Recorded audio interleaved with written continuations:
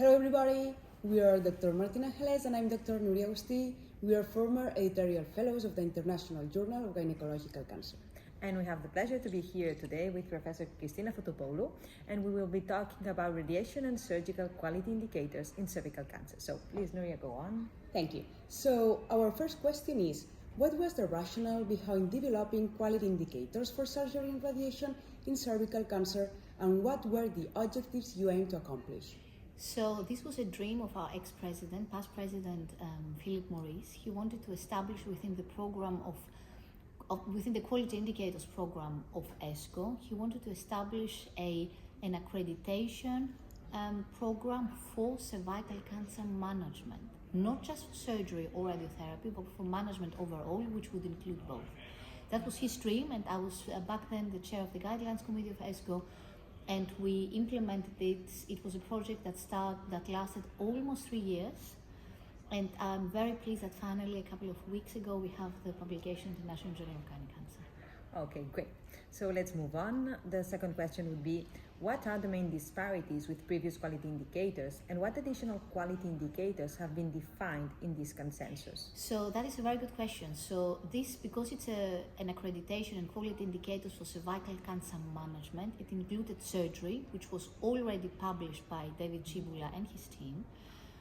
And we have developed new quality indicators for radiotherapy together with ESTRO, and Saru Shagari, who is excellent and has been very active in ESCO and ESTRO, has been leading this with other radiation oncologists.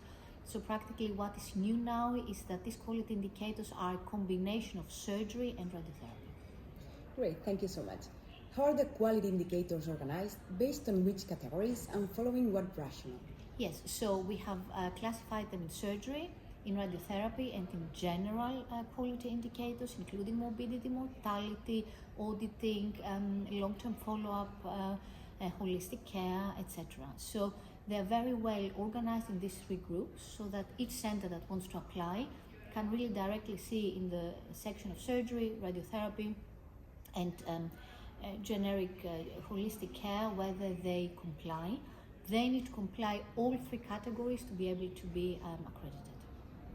Okay, thank you very much. And how could these quality indicators be applied in developing countries, and are they reliable in such contexts? Yes, so this is a discussion that I keep having and being asked with all the guidelines development. So ESCO is a European society, ESTRO is a European society, and there is no discussion that there are disparities in financial infrastructure, financial support infrastructure, medical legal framework in the different continents and countries.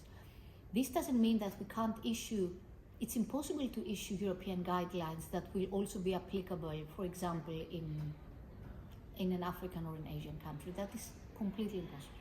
So we, as a European organization, are starting with the European guidelines according to the European facilities, infrastructure, medical legal system, and of course there's a new program of ESCO now that is being led, I think, by David, that is going to adapt, especially in cancers like cervical cancer, also any guidelines to other countries and other systems. But this is a work in process, and nobody ever claimed that our European guidelines can be applied universally everywhere. That would be a complete utopia, and it's not possible. Yeah, we understand. And could you please outline the process for a center to be accredited, and how is the scoring and auditing conducted to achieve the accreditation? Yes, so we follow exactly the same SOP and rules like for the other accreditation, so it's exactly the same. You go to the ESCO website, there is an algorithm, Anna Gerda has been pioneering in this and great, and we have a red cap so that everything is now digitalized, so that you don't need to give Excel data sheets like in the past.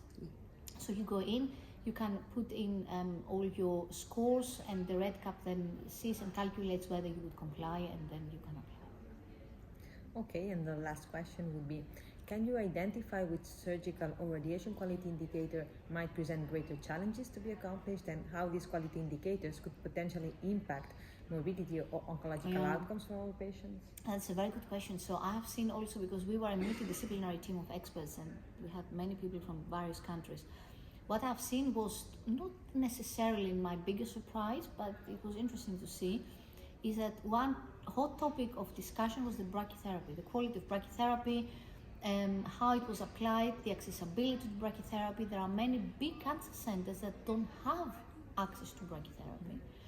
So this was one of the major issues that was a lot discussed, and what we have said is that even if you as a center don't have a brachytherapy facility, that you at least have access to a brachytherapy facility, and this would still make you qualified.